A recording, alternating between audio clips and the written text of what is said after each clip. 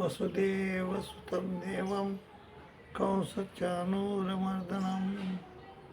देवकी परमानंदं कृष्णं वंदे जगद्गुरु श्री गोपाल कृष्ण महाराज की जय.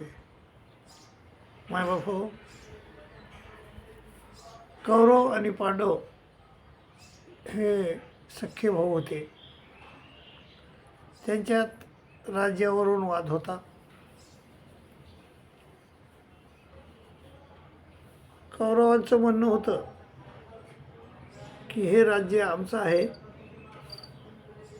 तुम्हाला प्रजाजन म्हणून राहायचं असलं तर राहा, आम्ही तुम्हाला राज्य देणार नाही, तुम्हाला एक प्रजा म्हणून राहावं लागेल,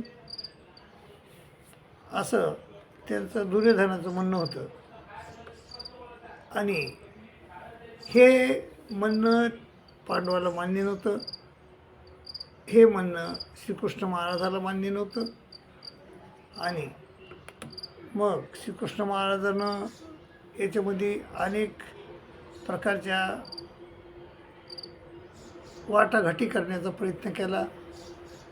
दुर्योधनाला, धृतराष्ट्राला समजून सांगण्याचा प्रयत्न केला, परंतु ते दुर्योधन, धृतराष्ट्र काय ऐकले नाही. शेवटी युद्धाची बाजू, युद्धाचं विषय पुढं आला, युद्ध करावं असं पुढं आलं.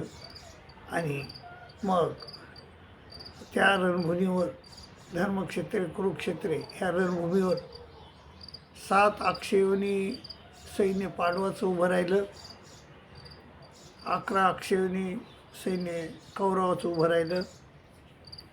आता युद्ध होणार. शंख वाजले कोणत्या बाजूला. पोंट्रम जज्ञम महाशंकम भीमकर्मा उर्कोदर अनंत विजयम राजा कुंतीपुत्र युधिष्ठिर नकुल सहदेवस्य सुघोष मणिपुष्पक, सुघोष आणि मणिपुष्पक नावाचा शंख नकुल आणि सहदेवानं वाजला. काशेच्छ परमेश्वास शिखंडीचे महाराज. आणि श्रीकृष्ण महाराजानं पांचजन्य नावाचा शंख वाजवला. पांचजन्य मृषकेशो देवदत्तम धनंजय, देवदत्त नावाचा शंख अर्जुनानं वाजवला. पोंठ्रम दत्म महाशंखम भीमकर्मा ओकोदर असे शंख वाजवले. सगळं झालं. आता युद्ध होणार सुरू. एवढ्यात अर्जुन म्हणला, देवा माझा सेनयोर्व भैरमध्ये रथम स्थापय बेजुत यावदेता ननिक्षेहम योधुकामान वस्थिता. श्रीकृष्ण महाराजानं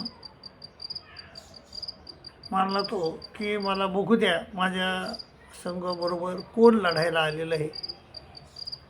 श्रीकृष्ण महाराज म्हणले ठीक आहे. आणि त्यांनी त्याचा रथ दोन्ही सैन्याच्या मध्यामध्ये नेऊन उभं केला. नंतर अर्जुनानं सैन्य पाहिलं. दुष्टवेवम स्वजनम कृष्णम युस्सम संपस्थितम सीदंती मम गात्रानी मुखमचे परिस्थिती. तो म्हणला, देवा हे माझं सैन्य बघून, माझे आप्त नातेवाईक बघून माझं तोंडाला कोरड पडली. वेफतुच्च शेरे मे रोम हर्षस्य जायते गांडीवम संतते हस्ता त्वक्चैव परिदयते. आणि माझं शस्त्र माझ्या हातातून पडू पाहत आहे. आणि असं शेवटी तो म्हणला, येव मुक्तार्जुन संख्ये रथो उपाविषेत विसृज्य शिशिरम चापम शोक सविघ्न मानस. आणि मी युद्ध करणार नाही असं म्हणून शोक सविघ्न होऊन तो रथाच्या पाठीमागं जाऊन बसला. दुसऱ्या अध्यायामध्ये श्रीकृष्ण महाराज त्याला बोलले, अरे म्हणले अर्जुना, कुतस्थो अकस्मात मीदम ईसमे समुपस्थितम अनारे दुष्टम स्वर्गे मग कीर्तीकर अर्जुन. अरे अशा वेळेस तुला हा अज्ञान, हा मोह कसा काय उत्पन्न झाला. कस्मान मीदम ईसमे समुपस्थितम अनारे जे चांगल्या लोकांना न सोडणार आहे. दुष्टम स्वकीर्ती मग कीर्ती कर्म अर्जुना, अपकीर्ती करणारा आणि स्वर्गाची प्राप्तीही न देणारा आणि अर्जुना तो क्लेबे मास्मगम पार्थ नाही तर तो हिपपद्धते शुद्धम हृदय दौबल्यम आणि त्यक्तो तिष्ठ परंत. अर्जुना तुझ्या हृदयाचं दुर्बलपण सोडून दे, नपुसकता सोडून दे, उठ आणि युद्ध कर. अर्जुन म्हणतो, देवा कथम भीष्मा महम संख्ये द्रोणचे मधुसूदन ईशुबी प्रतियशामी पूजा हा वैसूदन. प्रश्नाची सरबती त्याची सुरू झाली. तो म्हणला, देवा कथम भीष्मा महम संख्ये द्रोणचे मधुसूदन. मी भीष्मासंग द्रोणाचार्यासंग मी युद्ध कसं करू. कथम भीष्मा महम संख्ये द्रोणचे मधुसूदन ईशुबी प्रतियशामी पूजा हा वैसूदन. आणि ते मला पूजनीय आहेत, आम्ही त्यांच्यावर वार कसा करू, असं त्याचा प्रश्न आहे. आणि गुरुन हत्वाही महानुभावान श्रेय भोक्तुमक्षम पियलो हत्वार्थ कामास्तु गुरुदेव भुंजे भोगान रुधिर प्रतिज्ञान. हे रक्तरंजित राज्य ह्या महानुभावांना मारून मी भोगू इच्छित नाही देवा. आणि मग तरीही तो युद्ध करायला तयार नाही. श्रीकृष्ण महाराजांना त्याला अनेकपणे समजावून सांगितलं, अनेक विषय सांगितले, त्यांना अनेक प्रश्न विचारले. श्रीकृष्ण महाराजांना त्याच्या प्रश्नाचं उत्तर दिलं, तरीही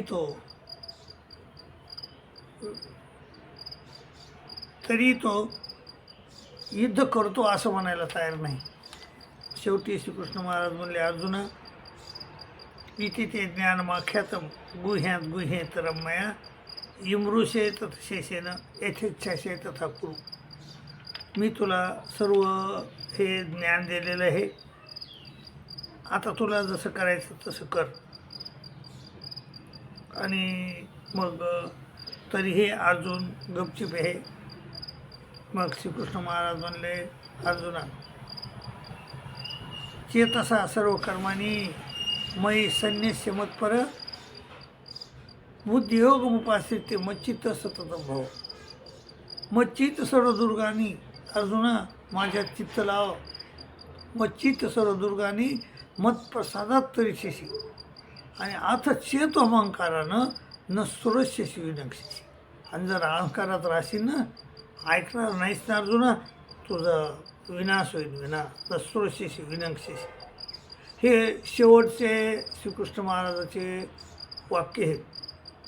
अहो, कोणी बी एखादा गुरु शिष्याला, आई मुलाला काही सीमेपर्यंत समजून सांगते, परंतु ते नाहीच ऐकलं तर ती म्हणते तुला जसं करायचं तसं करा. आपलं पाकिस्तानचं तेच आहे.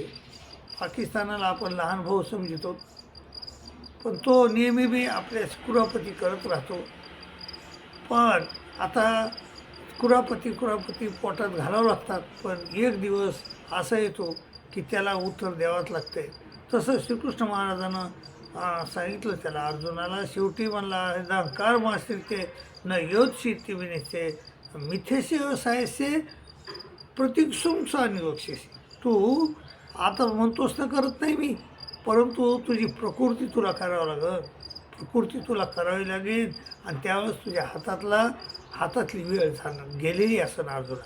त्यावेळेस तू लढायला तयार होशील तुझ्या प्रकृतीनं, परंतु त्यावेळेस तुझ्या हातातली वेळ गेलेली असेल.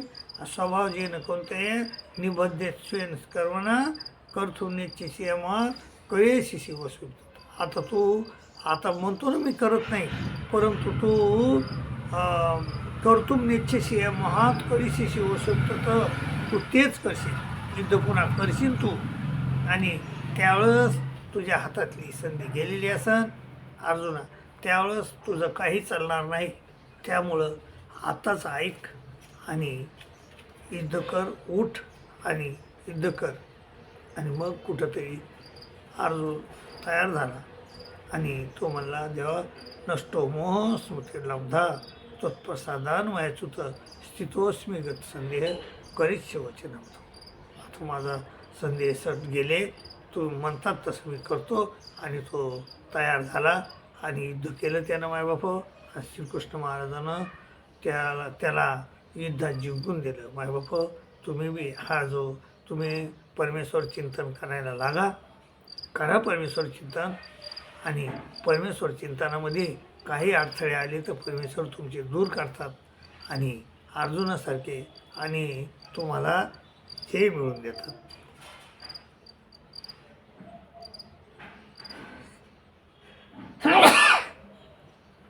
तुम्हाला जय मिळवून देतात. आणि मायबाप, हा जो मनुष्य देह आहे इथंच हा जय आपल्याला प्राप्त होऊ शकतो. म्हणून ह्या देहामध्ये आलात तुम्ही तर परमेश्वर चिंतन करा. ही एक लढाई आपल्यासाठी फार मोठी लढाई आहे. अर्जुनापेक्षा मोठी लढाई आहे. आपल्याला ह्या 184च्या दुःखातून सुटून जाण्यासाठी आपल्याला करावी लागणारी लढाई जी आहे ती काही लहान नाही.